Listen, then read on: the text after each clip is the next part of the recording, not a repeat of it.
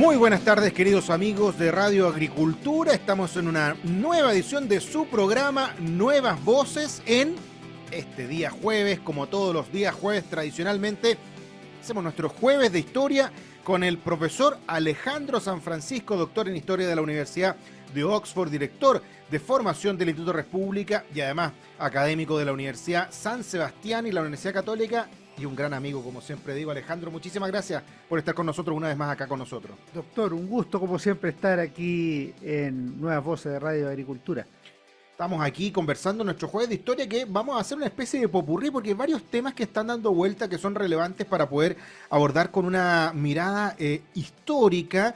Y ya lo comentábamos estos días en el programa, ha habido una especie como de crítica presidencial de muy mal gusto, han dicho algunos, que de hecho no fue aclarada por una buena cantidad de tiempo, ni por él ni por sus ministros. Se le preguntó a la ministra vocera, dijo que no tenía idea de qué se refería el presidente, se le preguntó a la ministra del Trabajo tampoco, se le preguntó al ministro de Justicia tampoco, y tuvo que ser la ministra del Interior quien al final de una entrevista dijo que esta frasecita de menos Narbona y más Craig. Más Narbona y menos Craig. O más Narbona y menos Craig era referida, ¿cierto?, a la familia, a la familia materna de la familia Luksic, porque confundió la palabra Narbona con, ¿cierto?, el apellido Narbona con el apellido Font Bona. Y además fue bien contradictorio porque lo que decía la ministra era que en realidad ese espíritu colaborativo de un ala de la familia era el que había que promover, siendo que, bueno, la empresa es familiar, es una sola, la administración, pero vinieron muchas críticas por el tema del tino, de si fue apropiada o no la forma de decirlo en una digamos, actividad empresarial que era como insultar a los dueños de casa. Entonces fue muy inapropiado, y además que el presidente lo quisiera personalizar, porque tiene tanto espacio el presidente para poder hacerlo. Y esto revivió una crítica que puede haber bastante extendida en un sector político, sobre todo en la izquierda, a la clase empresarial, a la sociedad civil, que muchas veces se ve como a quien hay que atacar y no a quien hay que promover, y no se entiende que son verdaderos creadores de riqueza. ¿Cómo lo ve Alejandro San Francisco? Yo creo que este es un tema histórico capital, doctor Acosta. Si uno mira en Chile, el tema de la lucha de clases, del ataque a los empresarios, del maltrato a los trabajadores, de las malas condiciones de vida y de trabajo de los sectores que viven en la pobreza o cosas por el estilo, ha estado presente en la historia de Chile, particularmente en el siglo XX, y en ese sentido eso ha privado al país de uno de los motores principales del desarrollo, que es la colaboración entre todos los sectores de la sociedad, en concreto la colaboración entre las personas que son dueños de los medios de producción, que son dueños de las empresas, y los trabajadores. Una empresa la sacan adelante todos sus miembros, como un país lo sacan adelante todos sus miembros.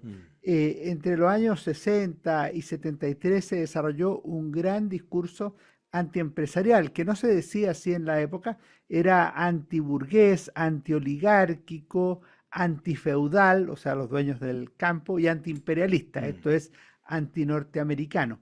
Después, con las reformas económicas del año 75 en adelante, obviamente se produjo un cambio, y en Chile el motor del desarrollo pasó a ser el sector privado. Se decía en los años 80, la libre empresa crea en la libre empresa. Y eso tenía un sentido de comunicar cómo iba a ser el nuevo modelo de libre iniciativa económica, propiedad privada sobre los medios de producción, apertura al comercio internacional, cuidado de los equilibrios macroeconómicos y otras cosas que en conjunto conforman las bases de una economía libre. Si ese riesgo existió en la transición a la democracia, fue superado precisamente por la colaboración entre el gobierno naciente, incipiente, del presidente Patricio Aylwin y los distintos sectores de la sociedad. Y en este sentido uno tiene que recordar cómo se sentaron a la mesa en un minuto el presidente de los empresarios, el presidente de la CUT y el ministro del Trabajo para ver una reforma laboral en el gobierno del presidente Aylwin. Y eso, ese acuerdo, esa voluntad, ese espíritu, fue parte de los mejores años de la economía chilena. Creo que quiero decir con esto, doctora Costa, que cuando los gobiernos ven que el sector empresarial es un motor de crecimiento, es un motor de progreso social, y eso se grafica en cifras, por ejemplo, el crecimiento económico, en resultados no solo para sus dueños, sino también para los trabajadores, en los sueldos, en los beneficios, y ciertamente también para para los índices como son la disminución de la pobreza, eso termina siendo bueno para el país. Entonces no hay que entrar en políticas de enfrentamiento. Y en el caso puntual que tú mencionas, efectivamente, la familia Luxich es una es la familia más rica de Chile, ha creado riqueza en distintos ambientes. Ponerlos a pelear no tiene ningún sentido porque no Mm, van a pelear, entre ellos por son los dueños supuesto. de la misma empresa, además en colaboración en otro tipo de obras como la Teletón. Yo creo que para salir de la mediocridad, del marasmo en que ha estado Chile sometido en los últimos 4 años, pero no solo los últimos 4 años, si uno mira los últimos 16 o 17 años, ha sido un crecimiento bastante bajo. Yo creo que es bueno pasar a una nueva etapa, en vez de confrontación con los empresarios, de promoción de la libre iniciativa, de la creación de empleo, de la inversión y otras cosas que traen progreso a las sociedades. Esta declaración tan ignominiosa del presidente de la República viene también a ser parte de un relato, que tiene la izquierda radical. No olvidemos que el presidente sostuvo en algún minuto que Chile, así como fue, cierto, la cuna del neoliberalismo, también sería su tumba, y vitoreado, cierto, por una serie de partidarios, porque si no recuerdo mal, ese fue el discurso que dio después de ganar la Fue primera el discurso vuelta de cierre, efectivamente. o bueno, no ganó la primera vuelta, pero Del, pasar a la primera no, no, vuelta, es el discurso de cierre de las primarias, o de las primarias, cuando le ganó cuando le ganó Daniel a Howard. Daniel Jadwe y se transformaba en el candidato de la izquierda radical. Y por otro lado, también esta frase que dijo también el presidente que quería que una parte de él, ¿cierto? ¿Se acuerda o no? Que decía una parte de él quiere superar el capitalismo o terminar con el capitalismo, y por otra parte de él se da cuenta que era importante el desarrollo y el progreso a través de las ideas de la libertad. Por lo tanto, hay ahí diría yo, un pensamiento bastante atávico en la izquierda, muy sesentero de la lucha de clases, de considerar, ¿cierto?, de la suma cero, en definitiva, de lo que crecen los empresarios se lo quitan a los trabajadores, siendo que hay que entender que estamos todos en el mismo barco, digamos, y si le va bien a los empresarios, le va bien a los trabajadores, le va bien a todo el país. Y de hecho el propio Axel Kaiser decía hace poco en un programa de televisión de que si no fuera por la mala reforma de Bachelet y de su ministro de Hacienda, el ministro Arena, tendríamos entre un 20 y un 30% más de ingresos en el erario fiscal solo por el concepto de crecimiento que dejamos de tener producto de una mala reforma. Sí, yo creo que el problema del crecimiento venía de un poco antes y la lógica de subir impuestos también venía de un poco antes, aunque eso evidentemente terminó perjudicando al país y con votos de partidarios del gobierno de Bachelet y de opositores al gobierno de Bachelet. A eso yo le sumaría un segundo elemento. Aquí se juntan temas ideológicos, cuando el presidente dice, tengo como dos visiones al respecto. La visión ideológica es contraria a la propiedad privada de los medios de Mm, producción.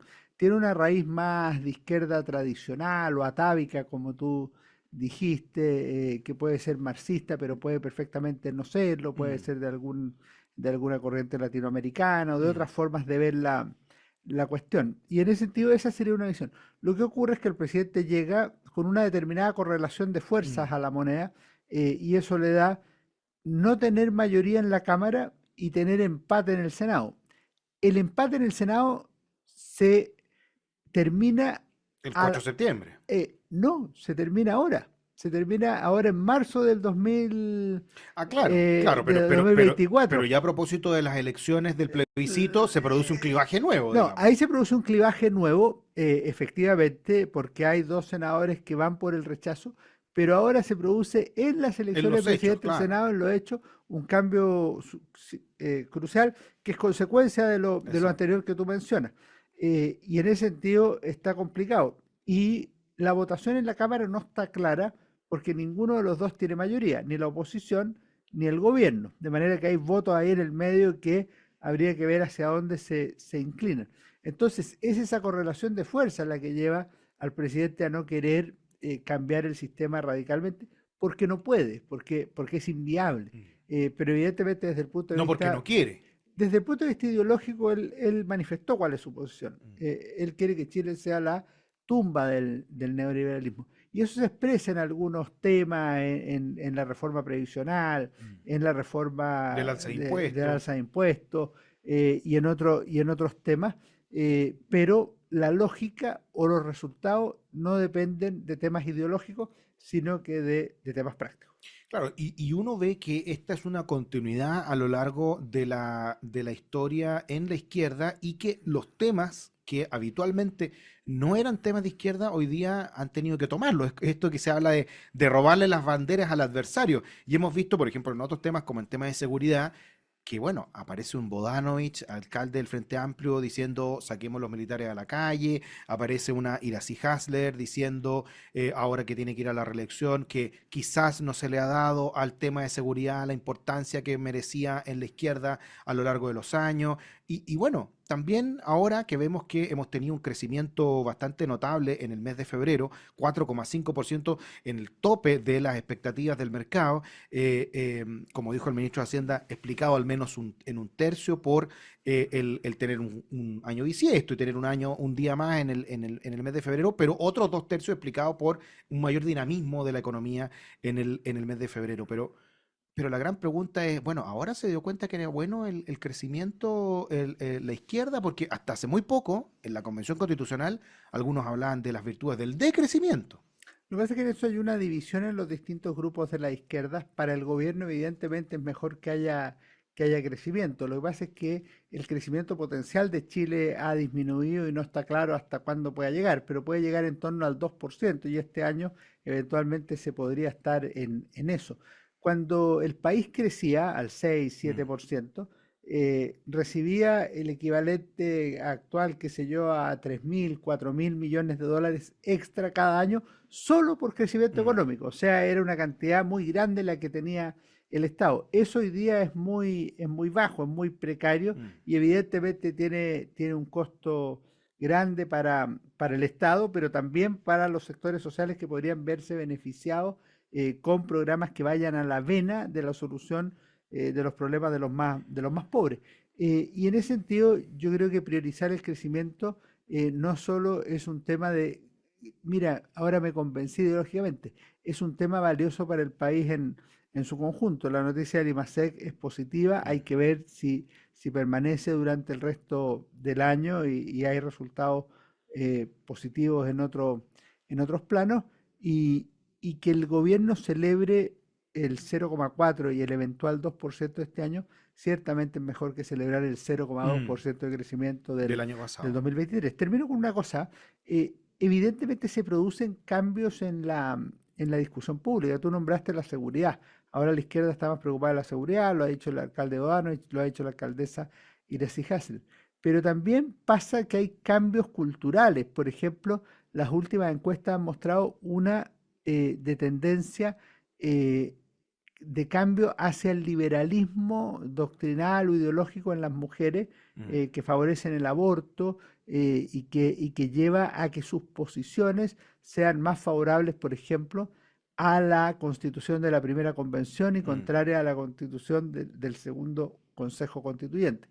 Y en segundo lugar, hay otros trabajos o encuestas que muestran, por ejemplo, que la mayoría de la población, inmensamente, el 60-70%, es partidario de que todo el dinero del extra de cotización vaya a las cuentas individuales. mm, Ahí se ha producido un cambio cultural importante que incluso afecta a las personas que se dicen de izquierda, mm. que quieren que el 6% vaya a sus cuentas individuales y no en fórmula de división de 3 a 3. Es decir, hay cambios que se están produciendo y que tenemos que ir analizando. Bueno, sin duda la economía siempre va a ser uno de los factores más relevantes en la discusión pública y por eso estas opiniones que puedan surgir por parte del actual gobierno tan contradictorias, ¿cierto? Golpeando a los empresarios con frases inapropiadas como la de más Narbona, menos Craig, pero al mismo tiempo alegrándose del crecimiento, hacen pensar que quizás no estaba tan equivocado Ricardo Lagos cuando dijo esa famosa frase de que lo importante es el crecimiento, la economía y todo lo demás es música. Y cuánta crítica le llegó también por parte del Frente Amplio frente a esa situación.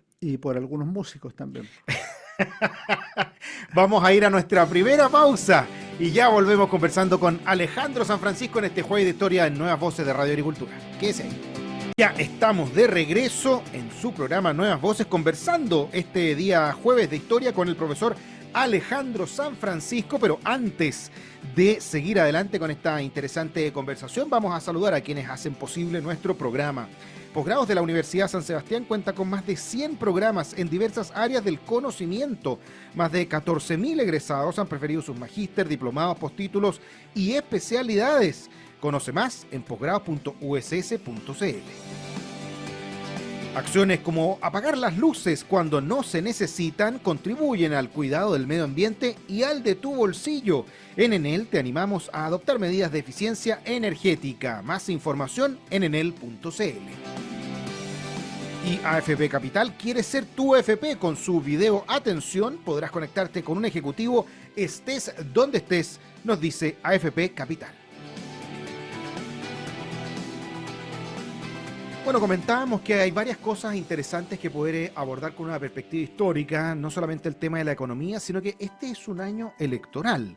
Vamos a tener en octubre, si no recuerdo mal, el día 27 de octubre, domingo, las elecciones municipales para elegir alcaldes, concejales y también las elecciones regionales para elegir gobernadores y consejeros regionales. Todavía está en discusión si va a ser un día, 2 días, hay un proyecto del gobierno que va a ingresar, hay distintas posiciones con respecto al tema, pero sobre todo es un año crucial también para seguir identificando a través de las elecciones cómo están las correlaciones de fuerza a propósito de lo que va a venir el año que viene, que de nuevo, aunque usted no lo crea, tenemos elecciones, esta vez parlamentarias, para diputados, para senadores y también la elección presidencial.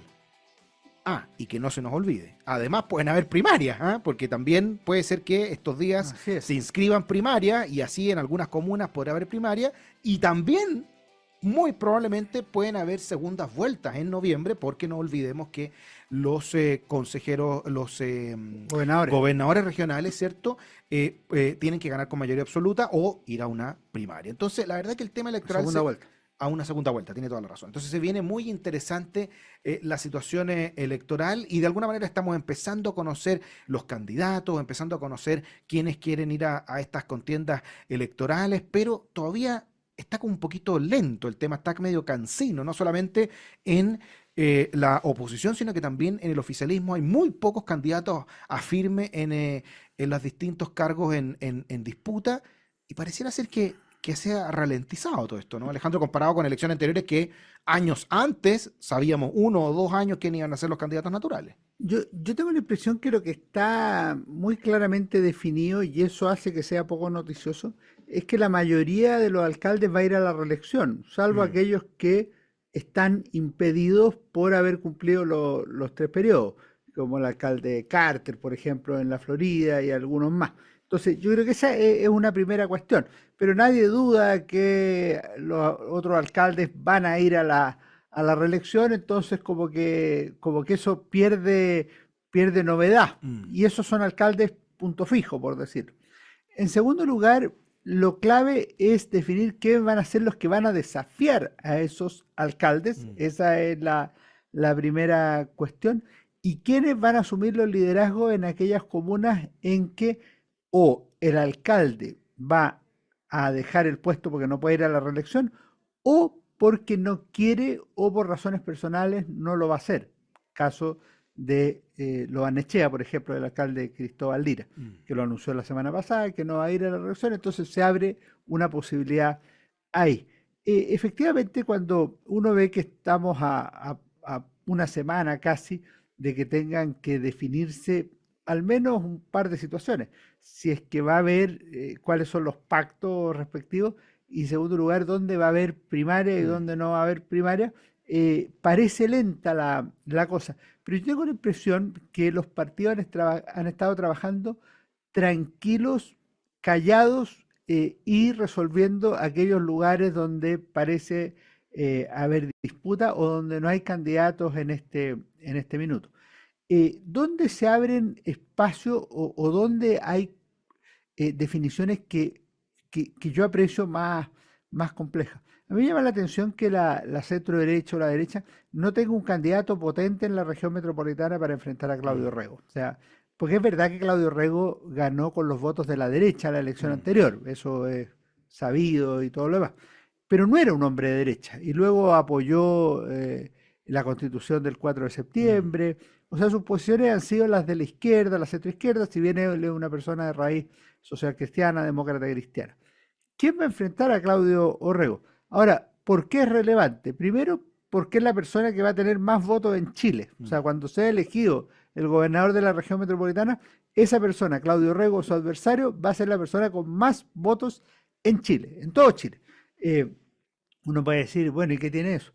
Bueno, eventualmente, depende de quién sea, depende del perfil, Claudio Orrego lo tiene, puede ser un precandidato presidencial, o sea, puede al otro día ser un precandidato presidencial relevante, una figura importante de la política chilena en otro nivel, más en una izquierda que no tiene candidatos, por ejemplo. Mm. En ese caso, Claudio Orrego podría hacerlo.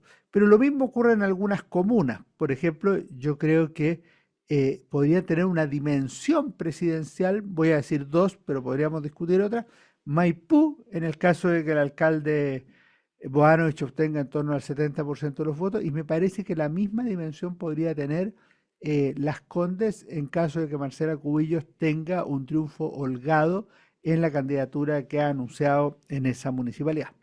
Bueno, hay algunos que ya sostenían en la elección anterior que quien ganara de gobernador en Santiago estaría prácticamente la pole position para una elección presidencial, porque efectivamente sería el cargo uninominal, unipersonal, con más votos hasta ese momento. Ahora se va a superar con creces porque la elección anterior era voto voluntario y votó poquita gente, digamos, y Sí. ahora vamos a tener voto obligatorio y vamos a tener más de 10 millones de personas votando con seguridad, digamos. No sé si nos vamos a acercar a los 12, 13 millones que vimos en el plebiscito, pero vamos a tener más de 10 millones de todas maneras. Por lo tanto, va a haber una mayor representación. Pero pareciera ser que por el perfil es distinto, porque uno puede entender que personas como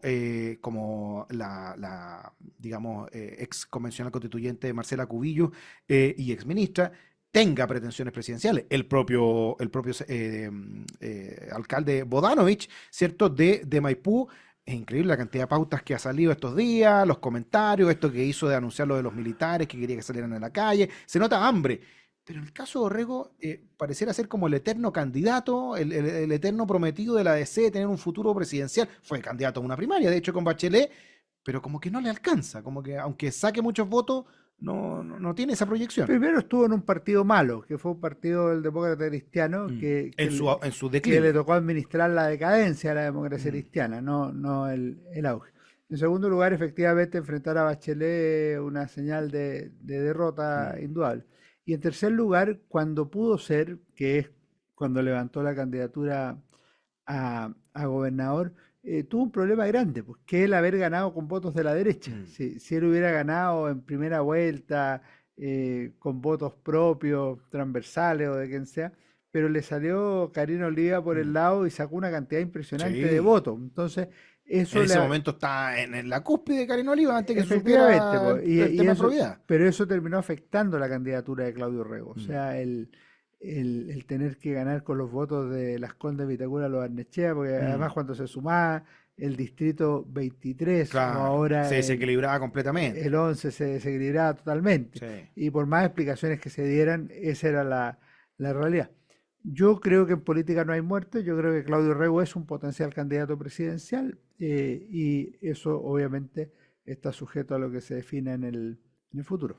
Ahora, otra de las cosas que conversábamos era que pareciera ser que ha estado mucho más lento este año que otros años anteriores la designación de los candidatos. No sé si es porque hay un desorden, no sé si es porque no hay hambre, no sé porque hay mucha confusión. Se sabe, como hemos conocido a través de las noticias, que siempre van a haber candidatos, digamos, pero no hay algunos candidatos posicionados. Por un lado, en el oficialismo, para las 345 comunas ya tenían más de 560 candidatos. O sea, interés de personas hay. Y por el lado de la oposición, habían algunas personas que incluso le estaban dando elecciones a la carta. Se decía que a Rodrigo Delgado le ofrecían desde la competencia por la gobernación de la región metropolitana contra Orrego hasta también Santiago, hasta otras comunas de la región metropolitana, incluso Estación Central, donde él había sido alcalde también. Entonces, pareciera ser que no se han tomado con la seriedad que corresponde a los partidos políticos a esta elección, ¿no? Han estado un poquito más desordenados, han estado un poquito menos Yo creo planificados. que la responsabilidad principal es de la oposición. Si al final, ¿quién es el que tiene más alcaldes en Chile? Las tiene el gobierno. Mm, Con eso, el que tiene que nombrar candidatos que desafíen a los alcaldes es la oposición. Y ella ha estado más lenta. Entonces, y eso es lo que ha costado decir, bueno, ¿quién va a ir a competir en Santiago con Iracy Hasler? ¿Quién va a ir a competir con Boanovich? ¿Quién va a ir a Viña, Valparaíso a presentar alternativas o a Ñuñoa?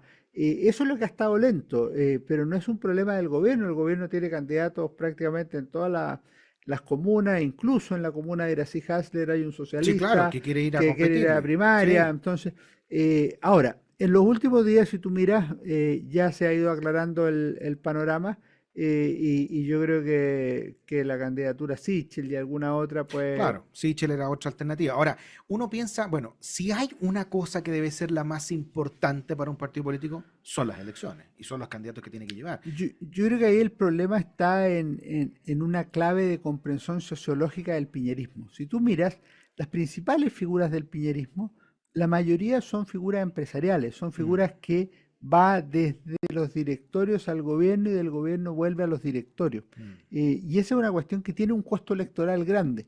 Eh, Personas que marcaban muy bien en las encuestas, de muy buen nivel, Alfredo Moreno, Carolina Schmidt mm, y otros que tú podrías mencionar, es muy difícil verlos de candidatos y eventualmente serían buenos candidatos, mm. eventualmente serían elegidos alcaldes, diputados, senadores, pero es muy difícil verlos de candidatos.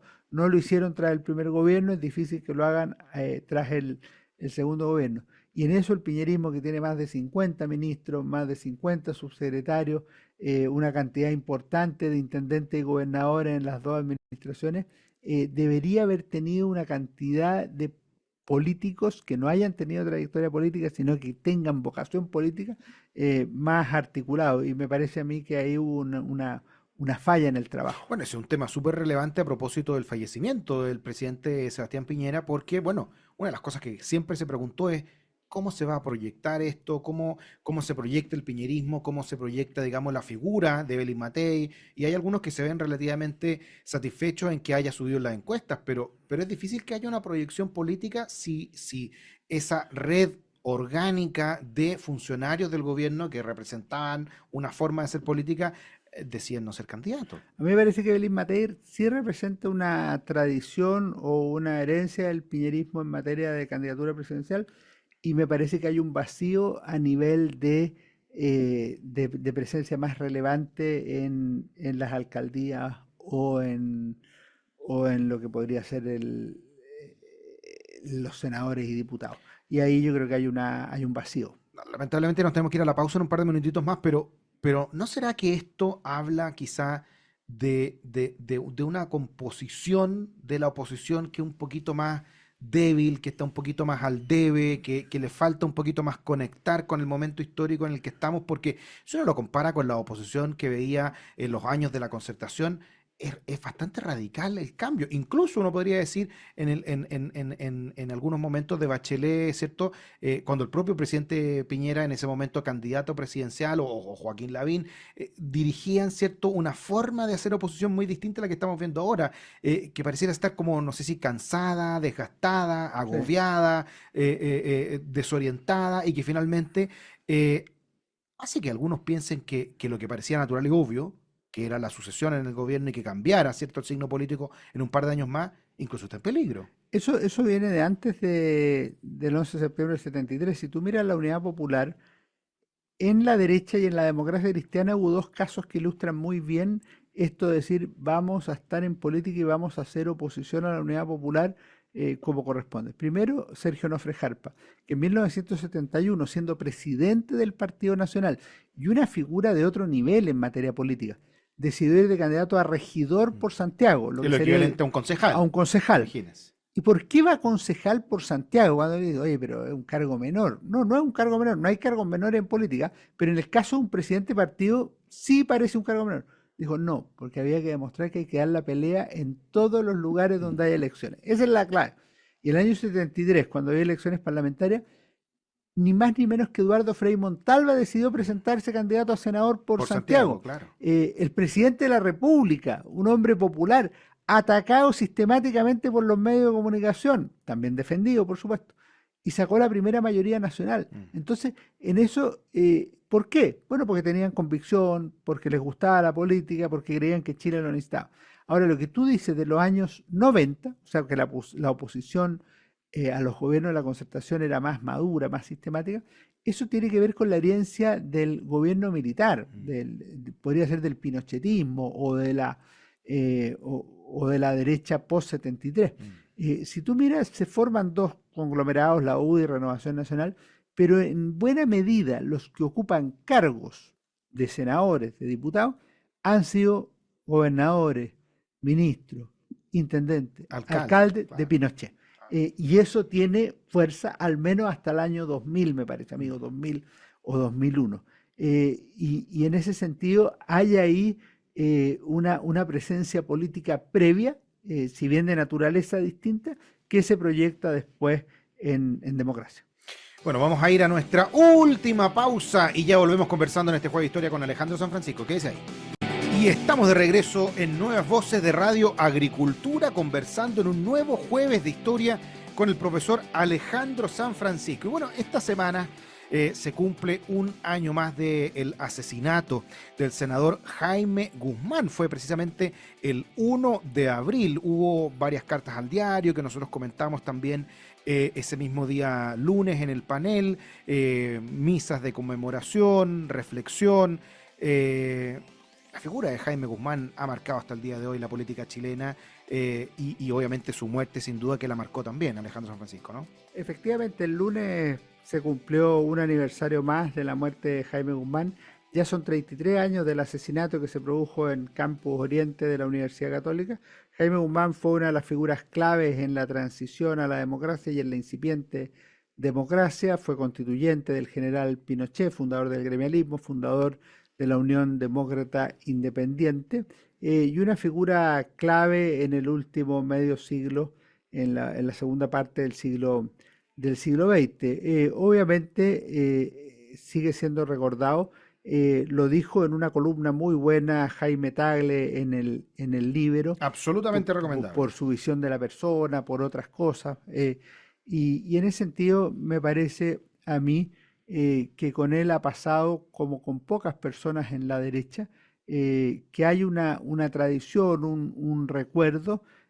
Jorge Araquemá en la Fundación Jaime Guzmán También lo organizó comentamos. una serie de actividades, entonces hay ahí Y una una muy presencia buena carta y relevante. columna también el lunes en el Mercurio, también hablando de que no solamente era importante la fortaleza de las instituciones, sino que la calidad moral de los dirigentes, que es lo Así que decía es. Jaime Guzmán. Es un artículo un poco más largo, una carta un poco más larga Exacto. en el Mercurio, efectivamente. Y en ese sentido hay un aniversario más que coincidió además con una cosa muy curiosa, que fue el fallecimiento de Sergio Fernández ese mismo día. Sergio Fernández fue fundador de la UDI con Jaime Guzmán en 1983. Fíjate tú que han pasado 40 años. 40 años se cumplieron en septiembre del año pasado, y le correspondió morir el mismo día que Jaime Guzmán, obviamente en circunstancias distintas. Y Sergio Fernández tiene una personalidad relevante dentro de la derecha chilena en la segunda en la segunda parte también del siglo XX. Entonces, es una coincidencia importante. Sí, me gustaría que profundizáramos un poco en eso también, porque conocimos, ¿cierto?, el día lunes el fallecimiento de Sergio Fernández, que fue ministro del gobierno militar y fue también senador, tanto senador designado como senador electo después también. Efectivamente, Sergio Fernández fue una figura clave en el gobierno del general Pinochet. Él nació en 1939, fue ministro del Trabajo primero, fue contralor en el gobierno de Pinochet, asumió con ocasión de la consulta que se hizo en 1978 por la condena de violaciones a derechos humanos al gobierno del general Pinochet, y finalmente fue el ministro del Gabinete Civil de 1978, que en buena medida lo armó el propio Fernández, Mm. pero que en distintos momentos, Ministro del Interior. ministro del Interior, entonces fue el Gabinete Fernández, Exacto. en un momento en que el general Pinochet estaba concentrado mucho en la posible guerra con Con Argentina, Argentina, o sea, en claro. temas militares, de manera que Fernández le correspondió armar, administrar lo que era el gobierno, y en ese sentido tuvo hombres muy notables en distintos lados, Cubillos en Mm. relaciones exteriores, Gonzalo Vial en En educación, educación. José Piñera en distintas carteras, Miguel Cast, o sea, fue un momento especialmente relevante en el gobierno. ¿Y por qué fue especialmente relevante? Porque entre el año 78 y el 81 se produjeron dos cosas. Por un lado, la dictación de la Constitución de 1980 y puesta en vigencia Mm. el año 81, que incluyó un cambio de lugar de administración del poder desde el edificio Diego Portales a la Moneda, y en segundo lugar, una serie de leyes que estaban asociadas a las llamadas modernizaciones del gobierno, que está las leyes previsionales, la ley minera, las leyes de salud, es decir, había un cambio crucial que se estaba desarrollando en el país, que no era solo el sistema económico, Mm. no era solo el sistema institucional, sino que un conjunto de instituciones también que iban a marcar a Chile en los 30 o 40 años siguientes, y que se han puesto en tela de juicio en los últimos 8, 10 años con bastante relevancia. Sergio Fernández fue clave ahí, fue una figura también relevante y en la puesta en marcha de la Constitución, o sea, en el año 81-82, y que después tuvo que dejar el cargo por la crisis económica que hubo, en que el gobierno perdió iniciativa, perdió capacidad de gestión, y que la recuperó solo con la llegada de Sergio Onofre Jarpa el año 83. Entre medio hubo otro ministro que se llamaba Enrique Montero. Claro, cuando uno podría decir, oye, pero ahí se acabó la vida de Fernández, no, el año 88 para el plebiscito nuevamente fue convocado Sergio Fernández como ministro del Interior para el plebiscito de ese año, que terminó con una derrota del general Pinochet en la campaña del sí y del no. Después de ese plebiscito, unas semanas después, dejó el cargo y asumió en su reemplazo el ministro Carlos Cáceres. Mm. Como tú bien dices, el 11 de marzo del 90 asumió como senador institucional, como exministro de Estado, y el 11 de marzo del 98 como senador elegido por la región de Magallanes, Magallanes, donde efectivamente. había nacido. Él era de Punta Arenas. Eh, yo a él no lo conocí mayormente, lo entrevisté una vez, pero no tengo mayor relación con él. Sí quiero mandarle un especial saludo a su hermana, María Argentina Fernández, a quien sí la conocí y la estimo mucho, y a su marido, que también lo conozco y que es alumno mío en los cursos de extensión de la Universidad de San Sebastián. María Argentina fue compañera mía en la Universidad Católica, Mira, estudió historia, una mujer mira. extraordinaria, y que le tengo un particular afecto, entonces le mando un saludo personal también. De todas maneras, también van nuestras condolencias para su familia. Y conversando un poquito más de la figura de Fernández, usted mencionaba que era cercano, ¿cierto?, a la UDI, que fue fundador de la UDI, y que representaba también esto que conversábamos antes, ¿o no? Este como sentido de misión que había antes en las autoridades, en la oposición, y no solamente ocupar un cargo relevante en el gobierno, sino que el día de mañana ir de candidato a senador, no solamente haber sido senador institucional, sino que después senador electo. Entonces, habla un poquito de la personalidad de una época, ¿o Así, no? así es, habla de eso. él estaba convencido que había que institucionalizar al régimen militar. En ese sentido, él tenía discusiones con los que llamaban los duros, que tenían una posición un poco distinta. Él decía que había que avanzar en la Constitución, en las leyes políticas, en la formación o en la transición hacia la democracia, y, y- y efectivamente que había que comprometerse en política. Y lo hizo de dos maneras. La primera fue en la fundación de la UDI en septiembre de 1983. Y tiene una particularidad, Fernández. Si tú miras la UDI era un partido muy joven. De hecho, uno de sus primeros eslóganes es la nueva generación. Eh, y el único mayor que Guzmán era Fernández, pues estaba Guzmán, estaba Jovino Novoa, que eran de la misma edad, y los demás eran más jóvenes. Fernández era una persona mayor y que compartía el ideario gremialista, el ideario que asumió la UDI.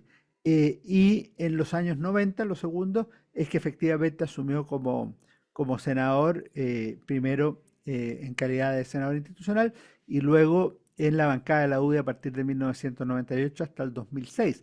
Él fue a la reelección, pero no resultó reelegido el 2006, en la elección del 2005 para la reelección.